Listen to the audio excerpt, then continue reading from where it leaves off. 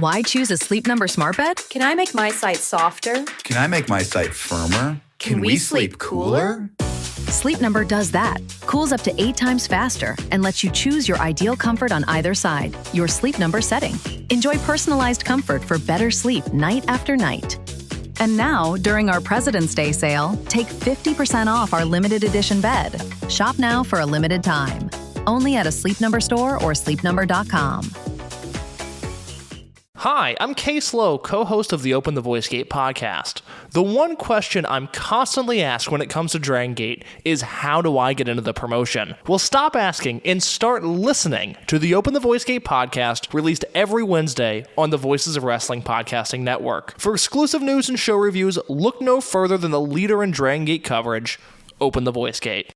This podcast is a member of the Voices of Wrestling podcasting network. Visit voicesofwrestling.com to hear the rest of our great podcasts, as well as show reviews, columns, opinions, and updates across the world of wrestling.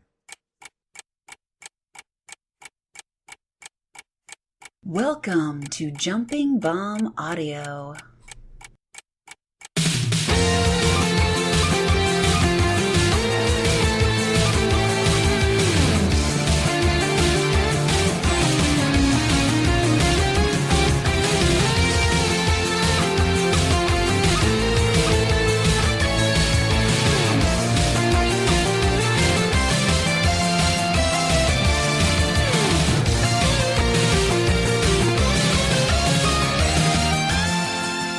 Hello, everyone, and welcome back to Jumping Bomb Audio, the #1 show all about the world of Joshi Pro Wrestling. My name is Taylor, and I am joined, as always, by my very good friend and co-host, Kelly. Kelly, how's it going? I stopped watching the Puppy Bowl to be doing this, so this better be a good one. Well, the good news is that's 50% up to you.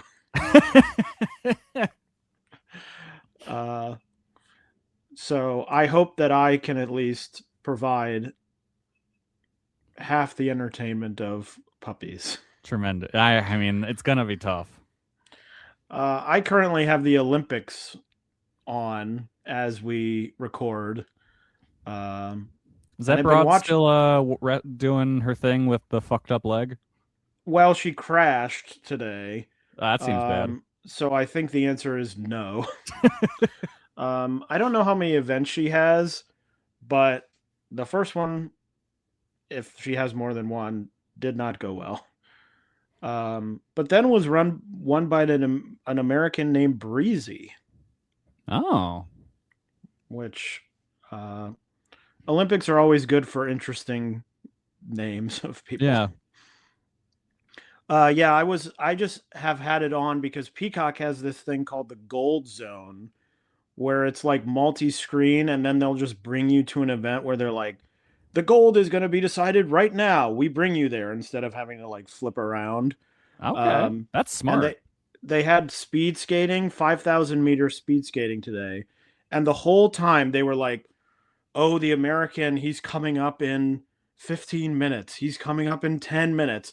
They cut to his parents in the crowd, and it turned out they had put heart monitors on them and were measuring their BPM of the parents. They're like, the mother is much calmer than the father because her BPM is 60 and his is 95. So anyway, they're like pushing, they're like, could America get gold in speed skating? Could they, I'm like, oh, okay, this guy must be like really good. He came in 7th place. I'm like, what was that all about? Like, you went up to put the heart monitors on the parents and then he doesn't even really get anywhere close. They're like, look, we know he's going to be shit. We need to spice this up somehow. It's just, I'm sure they do it in other countries because when you're watching, a lot of people are probably like, I only want to see the Americans. Yeah. But it's just always funny when you're like, here comes the American, chance for a gold medal. And it's like, no. If they had awarded 3 additional medals, he still would not have medaled. A 4th place gold, a 5th place silver, and a 6th place bronze, he would not have medaled. He got the aluminum. Yeah. But anyway, we're not here to talk Olympics. We're here to talk Joshi wrestling, of course. And before we do, we got to get in the plugs. Follow us on Blue Sky at JBomb Audio. Follow Kelly on Blue Sky at Comic Geek Kelly. You can follow me at Tamembo. Subscribe to us on your podcast app of choice. And if that app of choice is Apple Podcasts, we would really appreciate a 5-star rating and review. And if you're feeling extra generous, you can donate to the show at redcircle.com/shows/jumping-bomb-audio. So let's get into it. Kelly, I was thinking this before we started recording. You know, we've been doing this podcast a long time now. It will be, in a month, it'll be 6 years. Wow. And I will say most episodes, I look forward to recording. You know, I have something to say. I watch a show. I enjoy a show, maybe, or maybe I don't enjoy a show, but I've still got a lot to say. This episode, I really thought, what the hell am I going to talk about? Yeah. Because we are going to be talking Stardom's Supreme Fight in Osaka. And with the exception of one major thing, which I think anyone who watched the show can guess, I thought this show was terribly boring. Up until the main event, I was fully prepared to call the show a disaster and say it is easily the worst show they've put on since the non-Rossi era began. And I still think it might be that. I mean, I think it's saved largely by, to slightly look ahead, by a main event, which I think was both very good, but also newsworthy. Yes. Like, it's going to be very easy at the end of the year, you know, this is not going to get show of the year contender, No. But you could look back and say, hey, remember that show where Saya Kamatani busted up her hand and then wrestled for another 20 minutes? Like, that is a very easy flag to plant and be like, yes, I very much do remember that show. As opposed to some of these shows throughout the years where you're like, remember this show? And it's like, I could not tell you a single thing that occurred on this show that happened 9 months ago. Mm-hmm.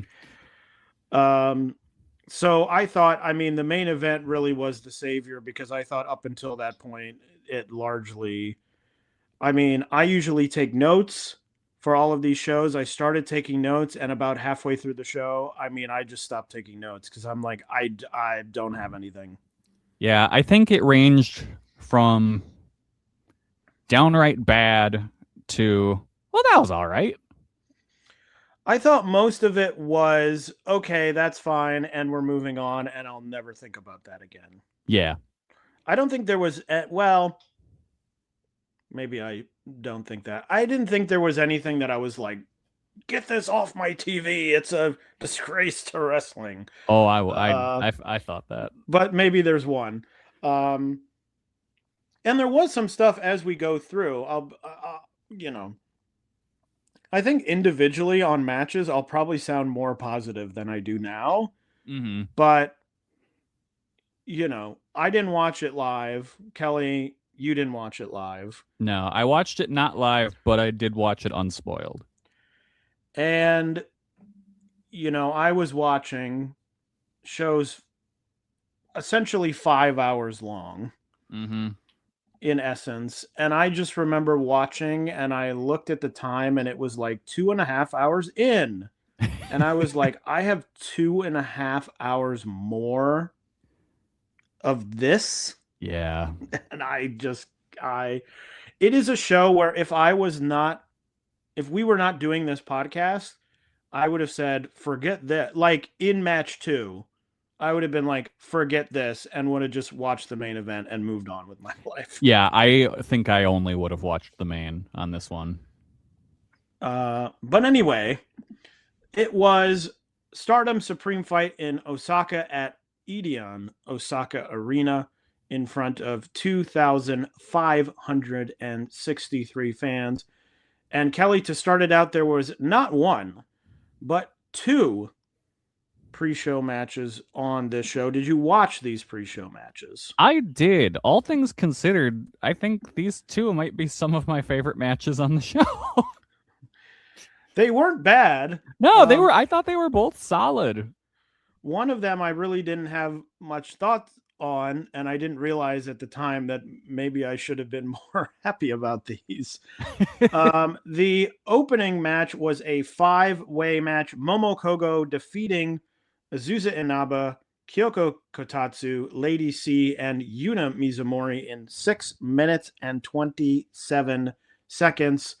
Momo pinning Yuna Mizumori, so it looks like that is heading towards a high speed title match. I do have to say, my one major thought was we had a big conversation last week, Kelly, about people who do the giant swing. Yes. And I think we can add Lady C to the list of people who do better giant swings than Chika Goto. Yes, absolutely. I think very comfortably. Yes. And I would say she's behind. You know, her giant swing isn't amazing. No, it's not great. It's serviceable, I guess. It's competent. Yeah. In a way that Chika Goto's is not. So that was my big thought. I mean, my other major thought was I'm sure Momo and Yuna will be fun. It's sort of a bummer to me that it seems like they're downcycling the high speed title into like a curtain opener title. Yeah. As like, you know, obviously it's never been like the big title, a main event title other than on, you know, smaller shows. But it at least had some people, you know, when it was like Starlight Kid and Izumi, you weren't like, oh, these are people who are going to be stuck in the opener for the rest of their careers. Mm-hmm. It was like, oh, they'll hold this title and then they'll go on to do something else. It's like when Yuna loses the high-speed title, I'm not sure she's going up the card. No, she will be wrestling in the same exact spot. Like, the only person in this match that I think has upward mobility is Inaba. I mean, I think Lady C is probably going up to some degree. I'm not saying she's going up big time. Yeah.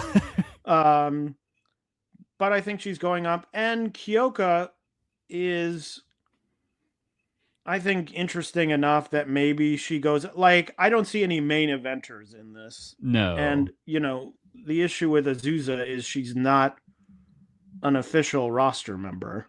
Mm-hmm. Now, maybe she becomes one in the future. I don't know. But it doesn't seem like anyone who's like, oh, I'm just biding my time until I start getting my big push, and then I'll leave all these jokers behind. So, but I thought it was fine. I mean, 6 minutes. I thought it was fine work and was inoffensive, as sort of pre-show matches should be.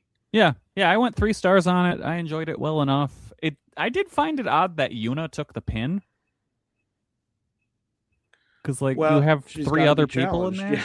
You can just pin whoever and then point at Yuna and be like, title. And then she goes, okay. And then you got a title challenge. Like, you don't need to actually pin the champion. But, I mean, it speaks to the fact that it's like, oh, these are not wrestlers we care about protecting at all. You know, they're not like, oh, we don't want to pin her because we got to protect. They're like, whatever. Yeah. You'll pin her. Then maybe it gives more juice to the match. Like, oh, I already pinned you once. Maybe I can do it again. The next pre-show match, the second and last pre-show match, was a 6-person tag team match. The God's Eye trio of Hina, Rani Yagami, and Tomoka Inaba defeating Ann Kanaya, Kyoko Furusawa, and Sayaka Kurara. This match, I think, largely existed to get Hina the victory to set up for later in the show. It didn't grab me, but I think largely it was another. It's like it's a pre-show match. It's fine. I'm not offended, and I move on with my life. I thought this was a lot better than it needed to be in the spot. I went 3.5. I thought it was really good, fast-paced action throughout the whole thing. Like I was into this match. Then we move on to the main card itself. The first match, a singles match, as Rina defeated Fuwachan in 13 minutes and 22 seconds. I thought this was a pretty solid match. I probably would have gone 3.5 stars, although I think the most important part of it is like, yes, Fuwachan is not a sort of flash in the pan is probably not the right word, but it's like she can wrestle well. Yeah. When not wrestling her friend who has probably rehearsed with her a lot. Exactly. Like she can go out there and have at least solid matches with other people. Now, I don't know what the preparation was for this match. I don't know if they're rehearsing. I don't know what they're doing, but I thought it was very solid. Again, didn't blow me away. Had I known what was coming, I'd probably been more excited by it. But I think probably the biggest achievement is like, yes, this person is not a one-off.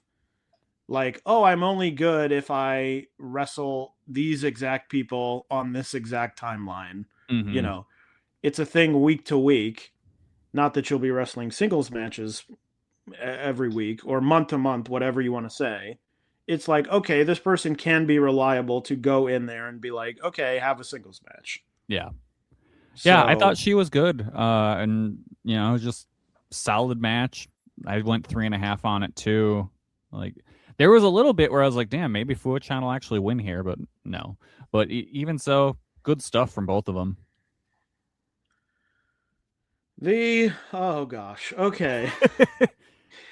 The next match, which was for the Kawaii of Kawaii title, saw Maki Itoh successfully defending that title against Aya Sakura in 12 minutes and 6 seconds.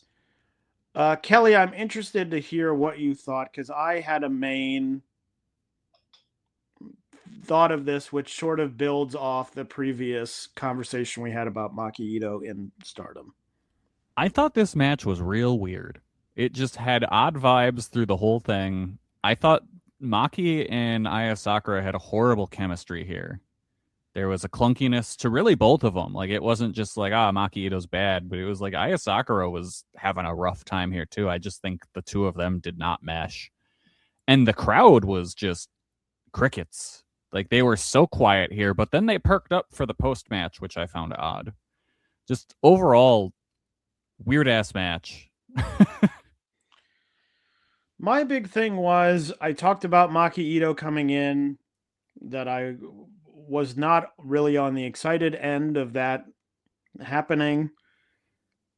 I think the thing now is, having watched this match, is that I'm not excited for the Maki Itoh comedy, which the beginning of the match I sort of was like, let's like move on here as we fight with this cardboard belt and, you know, stomp on it and boo, blah.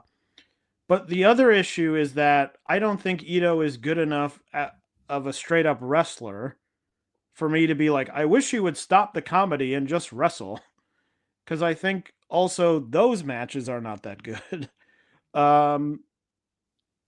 It just seems like a person Maki Itoh reads to me as someone who's like, I can coast by on the personality and some of the comedy and just be fine when it comes to wrestling, which sort of annoys me. Like, to me, do I like Fukigen Death or whatever she's calling herself at the Billy Ken Death? Do I like that character? I don't like that character. I think it's largely one note and boring. However, Kaoru Yoneyama is 44 years old. Mm-hmm. She's had, in the past, many good matches. You know, She is a good wrestler. Now she's 44. She's been wrestling for a long time. So I'm sort of more willing to give her a pass of like, I understand why you're doing this comedy character because you're 44 and you don't want to have to go out there and kill yourself to continue to be a wrestler. And there was a time when you needed it, she could turn out a good match. I don't know that I can say the same for Maki Itoh. She might have gotten too GCW'd.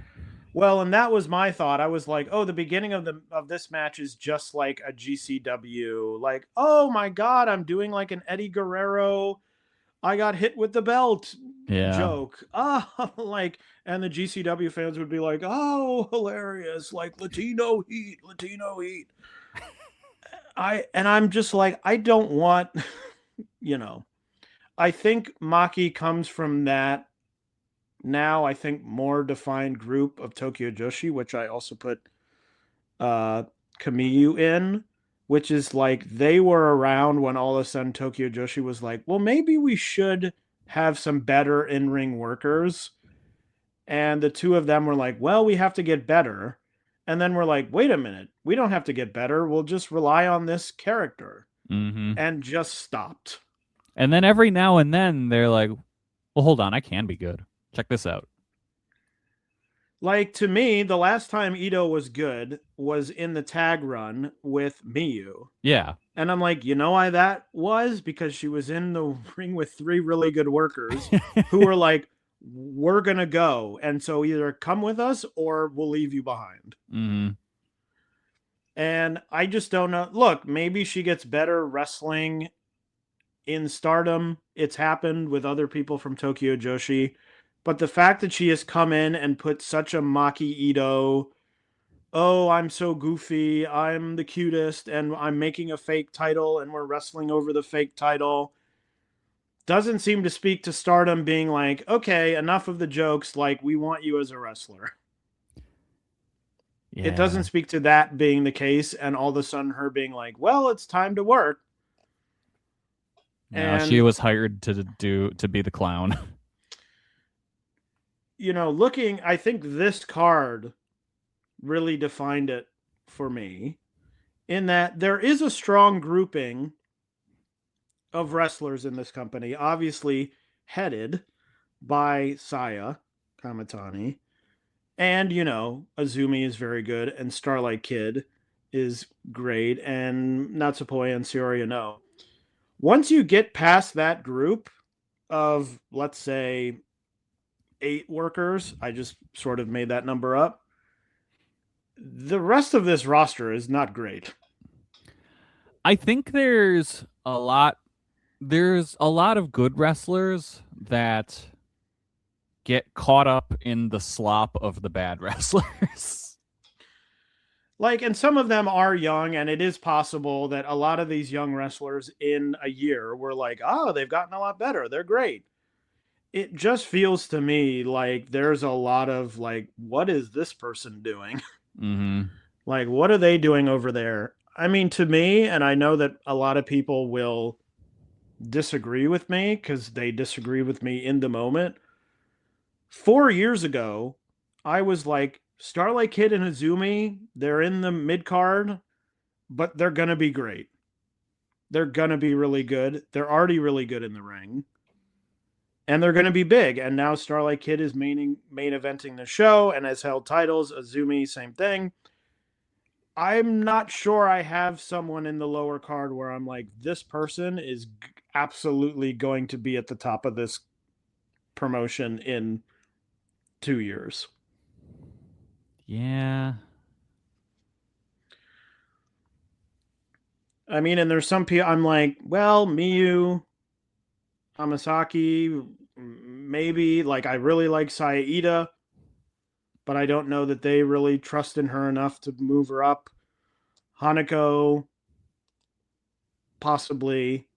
But it just feels to me like sometimes I look at these cards and I'm like, ooh, until we get to a certain place, we're really, not on solid ground. And to me, personally, adding in Maki Itoh to that is not the solve. No. So this match annoyed me, and little did I know at the moment when I was like, ugh, comedy, ugh, bad comedy. Boy, was I in for a treat of even more comedy. Like the whole middle of this card was just comedy. Yeah, it kind of sucked. Like the next match I have listed in my notes as goofball tag, and that is typically reserved for Tokyo Joshi notes. Well, the next match was a 4-way tag team match. The Neo Genesis duo of Azumi and Miyu Amasaki defeating Natsupoi and Tsuruya No, Saida and Yuri Ahime, and the duo, the surprise, I'll put that in quotes because one half of it was not a surprise.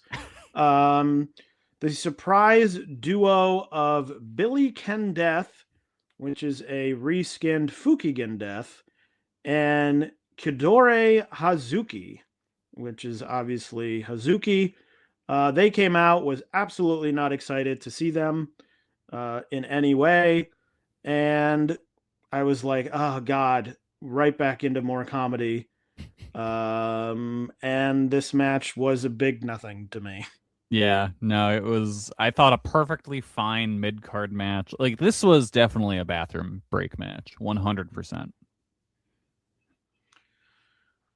And just one of those, oh, we've got some people, put them on the card. We'll do this funny thing. You know, I don't know, maybe the people in Arena or people in Japan think this is very hilarious and funny. You know, death. I think the last time she did it, I was like, oh, it's funny because I haven't seen it in a while. Now I've seen it recently and I don't like it again. Like, I appreciate a good newspaper whack and pretending to be smoking. Those are funny sometimes. It's just like if you're like, I'm gonna sit down and I'm gonna watch a great new TV show. And the TV show says, that's great. We're gonna show you this new TV show, but in the middle of the show, we are gonna stop and show you an episode of television you've already seen. Like the have show. We told you about ice cream and everyone likes different flavors? So I mean, everyone was fine. Once it got going, it was whatever. But just another thing where I think this was the moment when I was like, uh-oh, this show's really going the wrong way. You know, the Fuwa-chan opener, I was like, okay, you know, not bad. Okay. And then all of a sudden I was like, oh, uh-oh. I'm not enjoying myself. And that led into, boy, do you like comedy? Because here's even more comedy. As Suri defeated Saki Kashima in 7 minutes and 6 seconds. I believe this is this the second time they've done this match? Second or third. Because, yeah, I mean, Saki is a real shooter. Yes. Because they did, I know they did like a UWFI rules match. Let's see. Oh, it's so hard. They team together, so it's so hard to tell. Yeah. It's so hard to tell on the... Is this Saki's retirement match? I believe it is. Yeah, because she got the big entrance and stuff. So I for something like this, I'm fine with them doing whatever. Like, I thought it was actually a pretty nice match. And yeah, this... I will say I was least of the 3 matches, the 3 comedy matches. This is the one by far I enjoyed the most. Yeah. Like, I really enjoyed Saki getting pinned with her signature pin. I thought that was a nice touch. The pre-match, like, pachinko machine graphics were really, like, triggering the inner gambling addict that I have, where I was just like, damn, look at all those bright colors. I need to buy a bunch of metal balls. I believe this is number 3, singles match number 3. Because there was the first match, then they did the UWF match, and now this one. Remember when Siri was like doing the series of UWF matches, and then she had to drop out of the match against Saki, and then they're just like, well, we still need to put Saki Kashima in a UWF match. And it was like, no, you don't. You absolutely do not have to do that. Remember when they were doing them on like every big show and people were like, why are these happening all the time? UWF style matches in heavy quotation marks. Yes. At the beginning of the match, we sort of kick each other a few times and then we just do a wrestling match. But I literally, my note was sure for this match. So that's where I was. This is one that kind of like goes show. beyond like match ratings to me, where it's like I would probably go a 3, but like I think it was just a nice moment overall. And I also think having it be on a show where I hadn't just sat through 2 like, oh god, Yes. comedy, Jesus, and been like, oh, this is nice, you know, she's coming out, she's getting the special entrance, you know. They probably should have done whatever. this after the gauntlet match, I think. They should have done it. I don't know when. I don't know. Some other show. Saki, stick around because we can't do this 3 matches in a row. But yeah. Then we get to the, I guess we'll call it the business end of the card. As we got to the 5-on-4 handicap gauntlet match, which saw the Mi Vida Loca team of Akira Kuragane, Itsuki Aoki, Rina Yamashita, and Suzu Suzuki, the 4 of the 5-on-4, defeat Empress Nexus Venus, Hanako, Maika, Rion, Waka Tsukiyama, and Xena in 34 minutes and 34 seconds. Oh. To me, made sense as a way to break up at the end of the match, announcing that Empress Nexus Venus is breaking up. So makes sense to me that it is a 5-on-4 where the team of 5 loses and then says, well, this isn't working. Clearly. So for that, I sort of liked it. I thought the match itself was solid. Nothing that I was like jumping out of my seat about, but you know, I was like, oh, this is good. Surprised to see 34 because it didn't feel that long, which is, I guess, good. So felt like it moved. I think probably having it be that gauntlet style where people are coming in and out was good. Again, solid. I sort of liked it more as a story vehicle of like, well, this team is no good.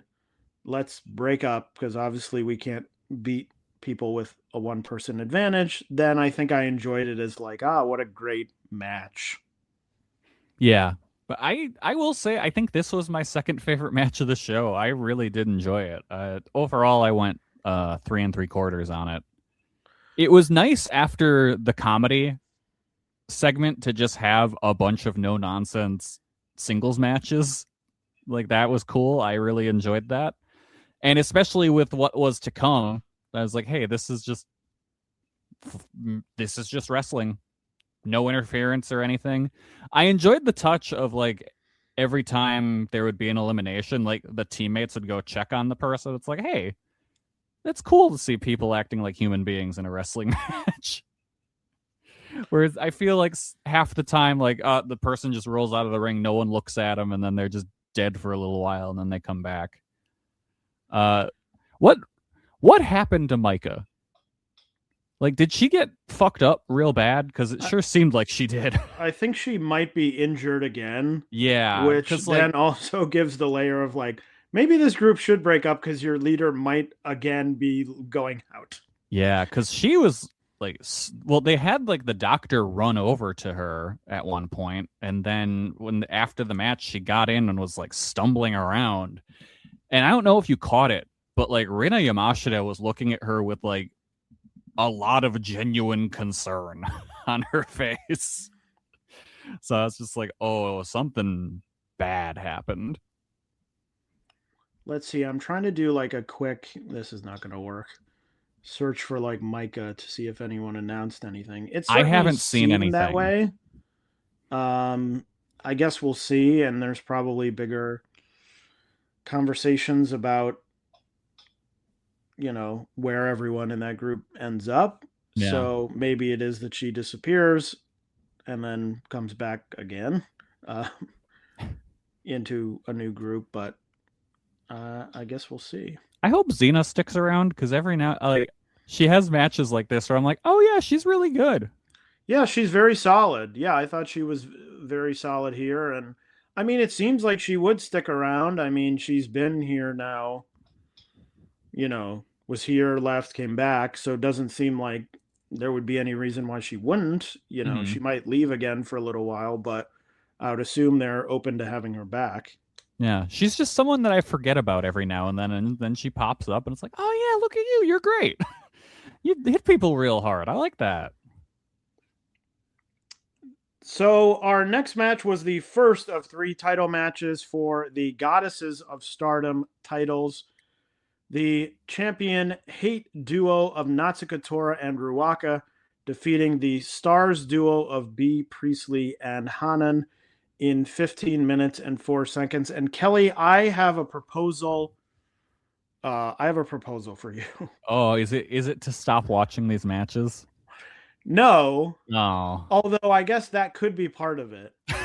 I think that we should, either on the air or maybe even off the air, say our thoughts about this H.A.T.E tag team. Bad. And instead of having to talk about them every episode and come up with different ways why this terrible team of 2 not very good wrestlers is not enjoyable to watch, I can just keep those clips. Oh, there we go. And then if we have a match, I'll just be like, just plug in the same thought. I mean, it's the same thought every time. I'm like, they're bad. Yeah. They're bad and I don't want to see them anymore. My notes just say same old shit. They're bad. They're not interesting. I wrote my note this time was that Natsuko Tora is a Johnny TV ass wrestler. Oh, that's mean to Johnny TV. It's just like a person when they even when they show up on my screen, I'm like, oh my God, again? I'm like, I have to watch this again? I don't want to watch this person. Like, oh God. And I just fully don't understand. I was fucking annoyed as hell. We're coming to the end of the match. I think it was Hanan had a pin on, I don't remember which one it was. It might have been Tora. Ruaka slides the box into the ring. Oh, God. And Daichi stops counting. Yes. And I'm like, why did you stop counting? And if you stopped counting, it should be to DQ them. Uh-huh. Because either the answer is they've interfered in the match, at which point you should disqualify them by sliding the box in, or the box lightly touching one of the wrestlers in the pin is not a pin breakup and keep counting. Mm-hmm. Like, why? Why? I missed the box getting slid in, so I just thought Daichi stopped counting. And I was like, what just happened? And I'm just like, good God.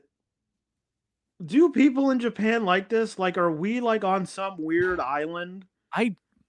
With H.A.T E and House of Torture happening at the same time, and Team 2000X and Noah, they have to, right?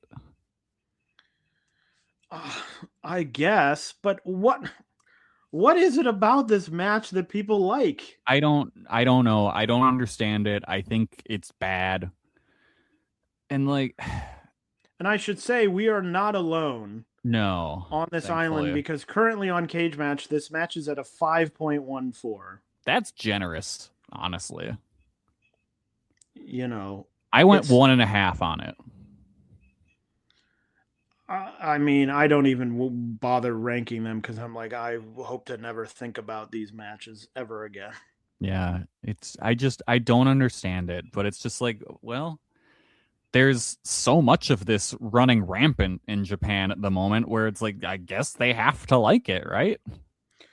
Well, and the good news if you like it, you get to see it in multiple consecutive Oh, matches. God. At least in this one, they didn't have the blackface. No, they did. Oh, wait, no, this one. No, this one was the blue face. Yes. Uh, Next was the implicated in a blackface scandal. yes.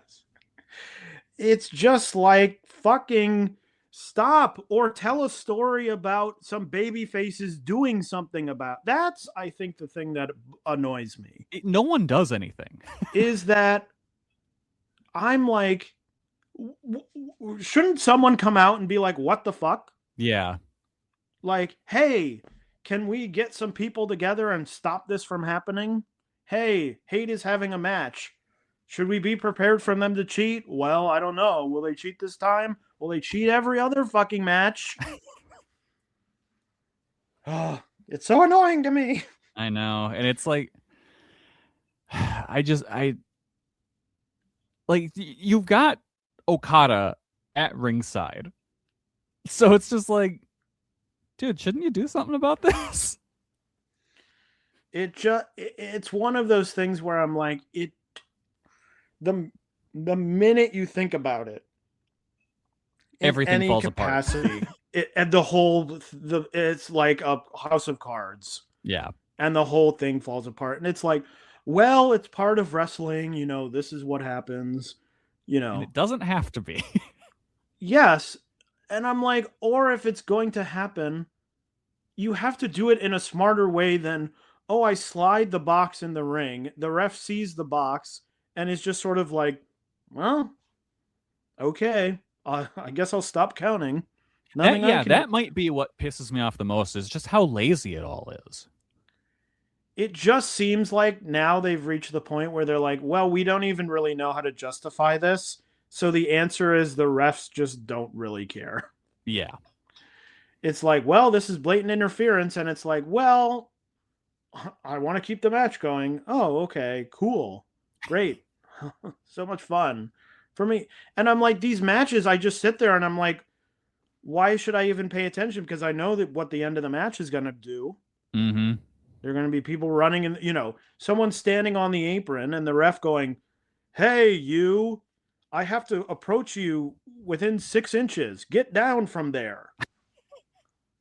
Think of any other sport on earth, football. First of all, football has like 5 referees, so it's a different story anyway. But if someone accidentally comes on the field, they're either like, hey, get off there, or they throw a flag and then they move on. Mm-hmm. They don't go over there and go, madam, what are you doing? You have to get down, and also you stop hugging me right this instant. Yeah. Oh, you're touching the referee. Well, I'm not going to disqualify you this time. Well, why? Oh, these kids. It's... And it really was just like 3 matches in a row, which we'll get to it more, but especially was disappointing in the main event where I feel like the Saya matches typically don't have the interference. Well, I thought in the Saya match, if there had been no other interference on the show, that's interference where I would have been like, okay. It was very minimal, but it was just like having 2 matches in a row when it happened again. I was just like, oh, come on. Yeah. So it just all ends up being annoying, and it ends up all being like, again. Like, hey, we're going to watch, hey, you're going to watch this match. Good news. The exact same thing that always happens is going to happen. Well, that's an exciting match to watch. Oh, I'm just going to have to wait until, we get to the end and the box comes out and the mist comes out and the spray comes out and, just tiring. And I don't want to see it. And then every time Daichi's just like rubs his eyes and he's like, Al Jolson? All right, that's a good moment to move on to the semi-main event. The semi-main event, Konami, the champion, retaining the Wonder of Stardom title against Ami Sourei in 19 minutes and 4 seconds. One of those matches fully ruined by me at the end being like, yep, and here we go. It's a hate match again. Well, I thought it was, even before the hate stuff, I thought this was boring. I mean, I think I'm now fully out on Konami. I'm like, this character doesn't really work for me. I wasn't like actively like, I'm against this. I was just sort of like, yeah, they're having a match.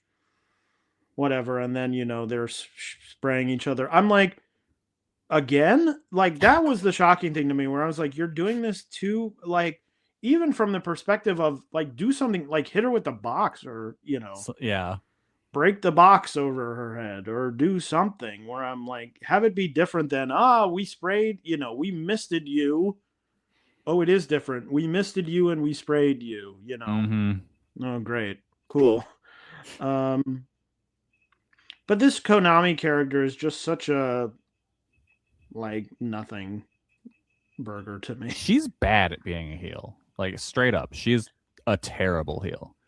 It just doesn't translate. I'm like, I want you to be a technical wizard, and it feels like she doesn't know how to. It feels like that character doesn't translate to being like, oh, now you're a heel. Like, you're a dastardly heel who knows a lot of submission moves. Oh, shaking your fist. Yeah, I was annoyed, and at this point, this was the moment I said, I'm not writing any more notes. I stopped writing notes because I was like, who cares? And then the main event, here we go. Now we're on the switch up. Saya Kamatani retaining the World of Stardom title over Starlight Kid in 27 minutes and 26 seconds. Obviously, we can only start one place and one place only, which is Saya Kamatani dislocating / breaking her fingers in the middle of the match and then wrestling like 20 more minutes. Yeah, that was wild. I fully expected the match was going to be stopped. When Daichi grabbed the mic, I was like, oh no. At that point, I was like, this show is an all-time horrible show. And, I will say, before we talk about the match itself, wrestling for those 20 minutes with those broken fingers, dislocated fingers, whatever the official medical diagnosis is worth 4 stars on its own. Yeah, because bare minimum. There's an image of those fingers when it first happened, and let me tell you, it's gnarly. It's gnarly.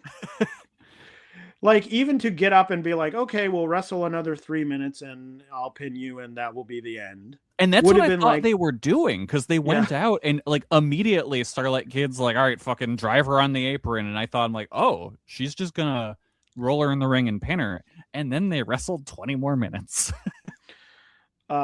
Is crazy. I really thought it was great action. It wasn't even like, I wrestled for 20 minutes and I sort of putzed around the ring, and burned time. I mean, they were beating the shit out of each other too. Really, the only thing that suffered from her busted fingers was, I think there was supposed to be more like she was going to rip off Starlight Kid's mask, but then I think she realized, I physically cannot do this. Yeah, and I mean, took a top rope tiger driver. Yeah. Which was wild. I mean, it was great stuff. I went 4.5 stars. That's exactly where I am. Because I thought it was great with the story. I think it's a little bit hard to judge because obviously the match begins and then there's this awkward moment of like, uh-oh, what's going on? And like the match stops. Yeah.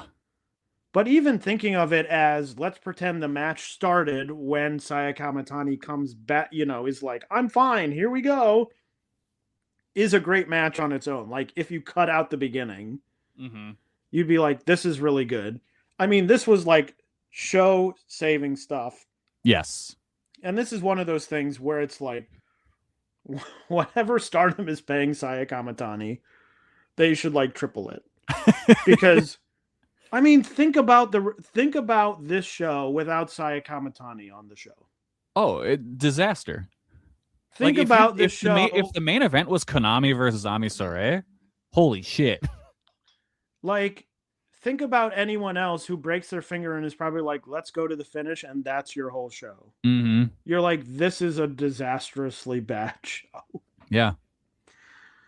And she kept wrestling, you know, I'm sure it was at least partially her call. I don't know what the doctors were telling her or what was, you know, if they said, oh, you'll be fine or whatever they said. I don't know.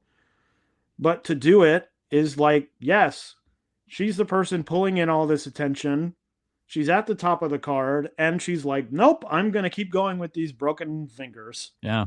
I mean, that's got to just be some of her own drive where it's just like, look, I'm wrestler of the year. I'm going to fucking do it again.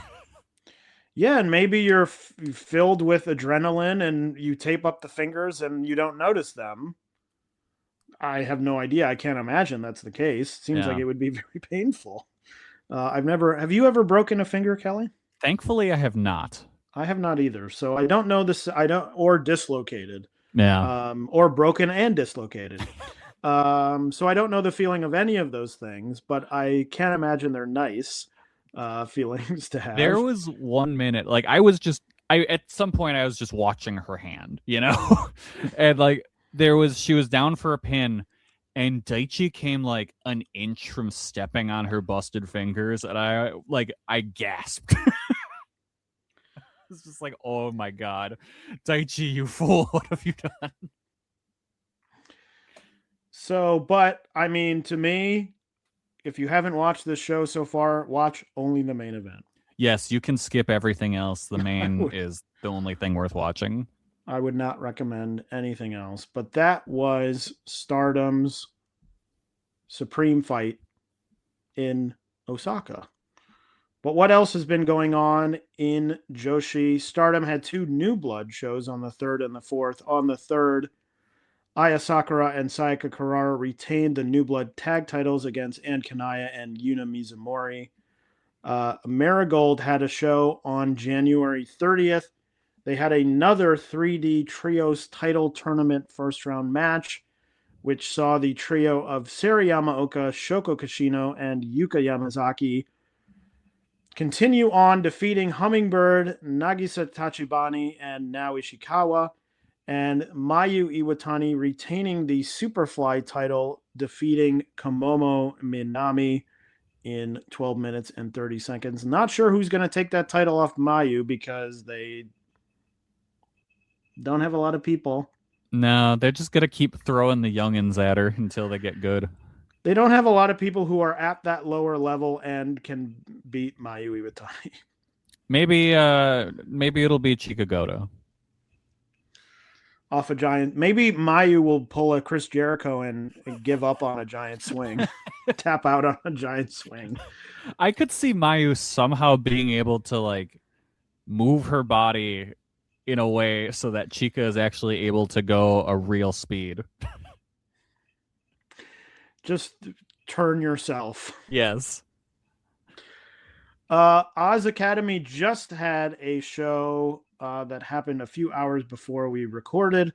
Rina Yamashita winning the Pioneer title match, defeating Jaguar Yokota and Miku Kanai. And the big news, Hiroyo Matsumoto defeating Saori Anou to win the Oz Open Weight title. So big match there. Probably the other big story of the last 2 weeks is the Tokyo Joshi Max Heart Tournament semifinal. Kelly, we sat here last episode very confident that about one of 2 things would happen. And I think the situation I think put last on our list of possibilities is what actually happened. It's insane. As Mizuki and Uda Takami defeated Daisy Monkey, and Uber Eats, Wakana Uehara, and Yuki Kamafuku defeated Max the Impaler and Palm Harajuku. Like, what are you guys doing? Uber Eats has to win, right?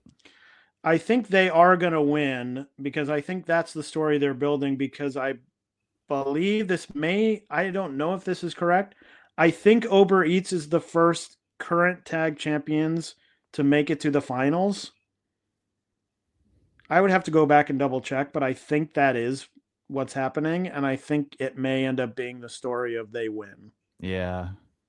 And then I don't know what they do.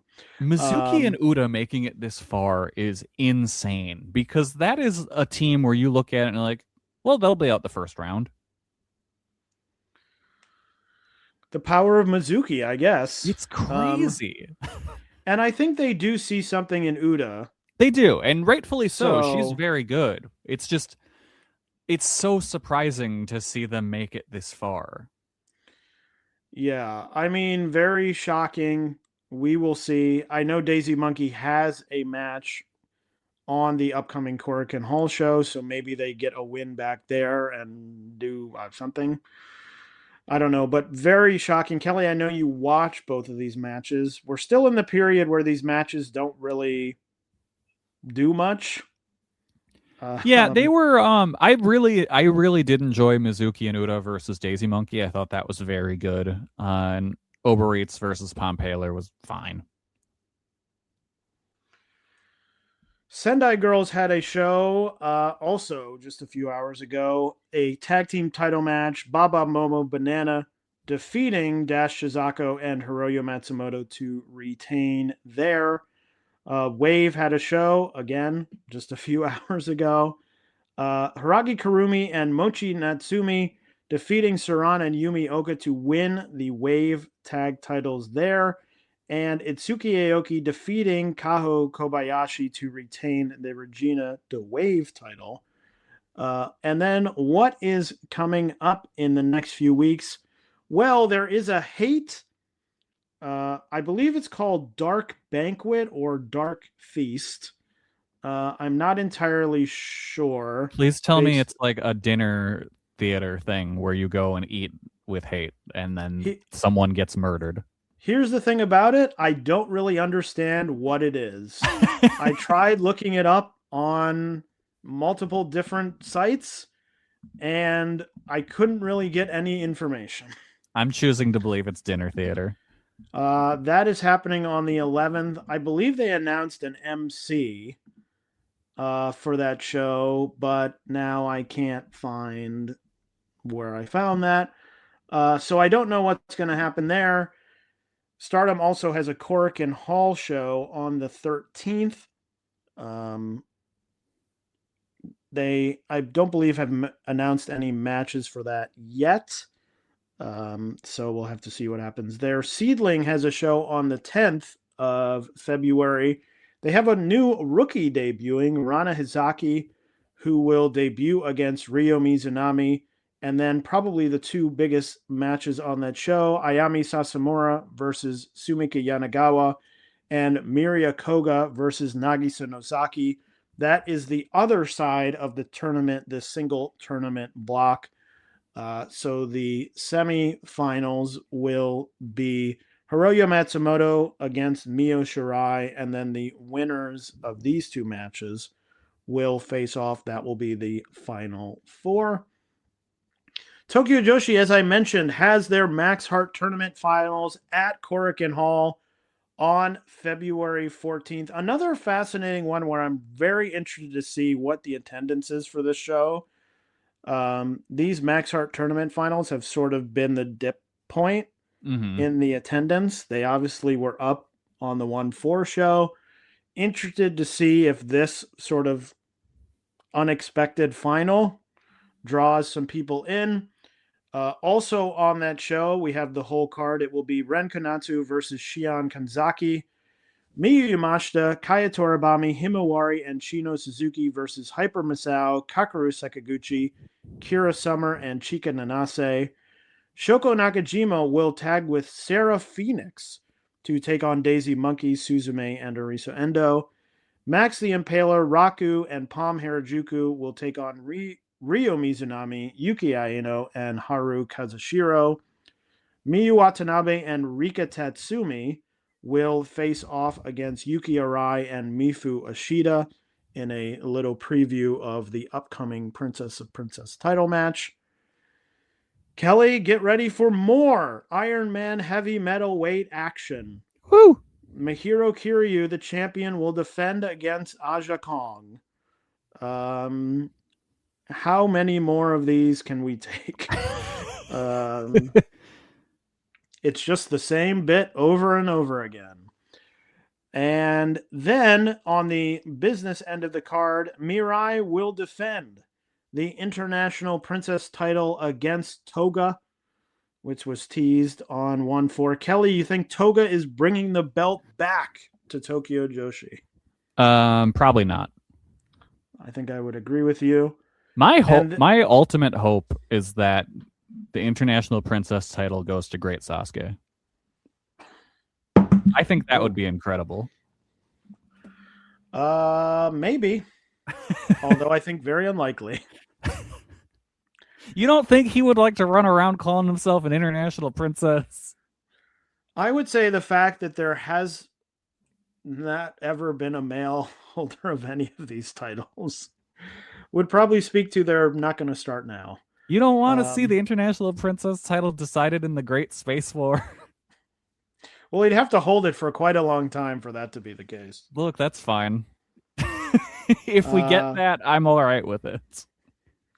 So we'll see. And then the main event, the Max Heart Tournament Finals, as we said, Mizuki and Uda Takami will take on Yuki Kamifuku and Wakana Uehara. Kelly, we think the champions are winning it. I mean, that would be a first-time ever story. Yeah, I think so. But we were wrong last time, very wrong. So True. We could be very wrong again. And that is everything coming up in the next 2 weeks. So now we throw it over to Kelly for Kelly's Corner. I'm going to tell everyone to go watch the Muppet Show revival, and in hopes that we will get more, because I thought it was very good and very fun. Well, there you go. Kelly's official recommendation, and that is all for us for this episode of Jumping Bomb Audio. But we will be back with you in 2 weeks' time to talk even more Joshi. So until then, so long. Goodbye, everybody. I gotta go watch puppies. Studies show that 100% of everybody in the world wants to curl up indoors and do nothing because it's so darn cold out there. That's why many people are turning to Bombas, whose pillowy plush slippers and warm merino wool socks have been said to be the most comfortable in the history of feet. Bombas products have been found to boost coziness by up to 1,000,000%. Okay, enough fake statistics, but could Bombas socks and slippers really be the cure? Go to bombas.com/audio and use code AUDIO for 20% off your first purchase. That's BOMBAS.com and use code AUDIO. If you're an HVAC technician and a call comes in, Grainger knows that you need a partner that helps you find the right product, fast and hassle-free. And you know that when the first problem of the day is a clanking blower motor, there's no need to break a sweat. With Grainger's easy-to-use website and product details, you're confident you'll soon have everything humming right along. Call 1-800-GRAINGER, click Grainger.com, or just stop by. Grainger, for the ones who get it done. Hello, do you like New Japan Pro Wrestling? Are you a Shin Nihon freak? If so, check out the Super J-Cast with Joel and Damon on the Voices of Wrestling Podcast Network. And even if you fucking hate New Japan Pro Wrestling, listen to the Super J-Cast anyway. Not just for our great show reviews, analysis, and pastrami sandwiches, but there's also usually some dick jokes somewhere in the obligatory opening 30 minutes of absolute nonsense we chat about every single week. That's the Super J-Cast for all the best talk about New Japan Pro Wrestling, crisps, and pornography.